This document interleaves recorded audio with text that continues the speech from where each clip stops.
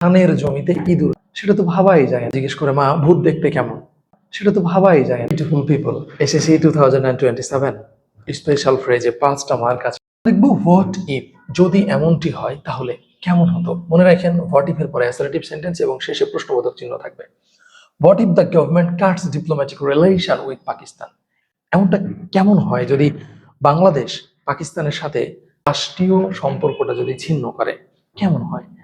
এরপরে what if we swim in the river, যদি আমরা নদীতে সাঁতার কাটি তাহলে কেমন হয়, কেমন হতো, অনেকটা এরকম। হ্যাঁ, what if I had been out there, আমি যদি বাইরে যেতে পারতাম তাহলে কেমন লাগতো, কেমন হতো, অনেকটা এরকম।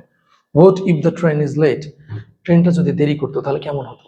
এক্সাম্পটিভ, কোনো সম্ভাবনা বা পরিস্থিতির আশঙ্কা বা ফলাফল নিয়ে প্রশ্ন করলে what if plus sentence plus প্রশ্নবোধক চিহ্ন। 7 নম্বর আমরা দেখব no sooner had dot dot that. এর মানে হচ্ছে কি, কোনো কাজ হতে না হতেই বা কোনো একটা কিছু ঘটতে না ঘটতেই। Shortcut no sooner had plus subject plus V3, যেহেতু এখানে হ্যাড তাহলে past perfect, V3 then subject plus past indefinite. Okay, এবার আমরা দেখবো উদাহরণ no sooner had the teacher entered the class then the student stop talking, অর্থাৎ শিক্ষক শ্রেণীকক্ষে প্রবেশ করতে না করতেই বাচ্চারা কি করলো, কথা বলা বন্ধ করে দিল।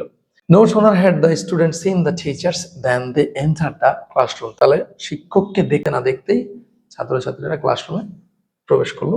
আপনারা এটা দেখে নেবেন। দুটি কাজের মধ্যে একটা কাজ শেষ হওয়ার সঙ্গে সঙ্গে আর একটা কাজ ঘটবে, সেই জায়গাতে no sooner had dot dot দেন ব্যবহার করতে হবে। আমরা 7 নাম্বার শেষ করলাম, 8 নাম্বার দেখবো অ্যাজ সুন অ্যাজ, মানে যেই মাত্র, যত তাড়াতাড়ি বা শীঘ্রই। শর্টকাট কি, past indefinite as soon as past indefinite. Okay, as soon অ্যাজই একমাত্র স্পেশাল ফ্রেজ যার উভয় পাশে পাস্ট ইনডিফিনাইট থাকে, এটা লক্ষ্য রাখতে হবে। We got out as soon as the storm abated. Abated শব্দটার মানে হচ্ছে প্রশমিত হওয়া, অর্থাৎ ঝড় কমতে না কমতেই আমরা বাইরে বেরিয়ে গিয়েছিলাম।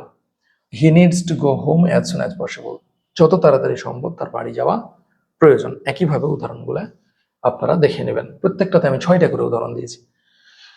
এক্সাম্পটিভ, একটা কাজ শেষ হওয়ার সঙ্গে সঙ্গে আর একটা কাজ ঘটলে অ্যাজ সুন অ্যাজ, যেটা কিনা একটু আগে আমরা দেখলাম no sooner had dot dot দেনের মতো। ওকে, এরপরে হ্যাভ টু, যেটা হচ্ছে করতে বাধ্য, করতেই হবে, অনেকটা মাস্টের পরিবর্তে হ্যাভ টু হয়। আপনারা জানেন মাস্ট শব্দটা হচ্ছে মডাল অক্সিলারি ভার্ব, সেখানে have to semi modal auxiliary verb. এই হ্যাভ টুর পরে ভার্বের 1 নাম্বার বসাইতে হয়, হ্যাড বেটারের পরে 1 নাম্বার বসাইতে হয়, এগুলো আমাদেরকে মাথায় রাখতে হবে। Have to has to plus V1। Okay, যদি সাবজেক্ট ফার্স্ট অথবা প্লুরাল থাকে, সেকেন্ড থাকে, তখন হ্যাভ, অন্য থার্ড পারসন সিঙ্গুলার নাম্বার হলে হ্যাজ, আমরা জানি এটা। এক্সাম্পল দেখেন, we have to utilise time properly, আমাদের সময়কে পরিপূর্ণভাবে ব্যবহার করতে হবে, করতে বাধ্য আমরা। I have to walk a long way to my college, আমাকে কলেজ যেতে হলে রাস্তা অনেক দূর হাঁটতে হয়, হাঁটতে আমি বাধ্য। I have to seek advice from a doctor, আমাকে একটা ডাক্তারের কাছ থেকে পরামর্শ নিতেই হবে, আমি বাধ্য। বাকিগুলো আপনারা একটু দেখে নেবেন। এরপরে এক্সাম্পটিভ, কোনো কাজ করা বাধ্যতামূলক বা অত্যাবশ্যক হলে হ্যাভ টু বা হ্যাজ টু প্লাস V1 হবে, এটা মাথায় রাখতে হবে যে হ্যাভ টু হ্যাজ টুর পরে V1। 10 নম্বরে আমরা নিয়েছি হ্যাড বেটারকে, যার মানে উচিত বা ভালো হবে। শর্টকাট দেখবো, হ্যাড বেটারের পরে V1, নট থাকতেও পারে নাও থাকতে পারে। উদাহরণ দেখবো, Faiyaz had better consult an experience doctor, ফায়াজের বরং অভিজ্ঞ ডাক্তারের পরামর্শ নেওয়া উচিত। You had better leave earlier, তুমি বরং তাড়াতাড়ি চলে যাওয়াই ভালো। বাকিগুলো আপনারা একটু দেখে নেবেন। ওকে, পরামর্শ, সতর্কতা বা কাজ না করলে খারাপ পরিণতি হতে পারে, এমন ক্ষেত্রে মূলত হ্যাড বেটার হয়, যে এটার থেকে বরং ওটা ভালো। অনেক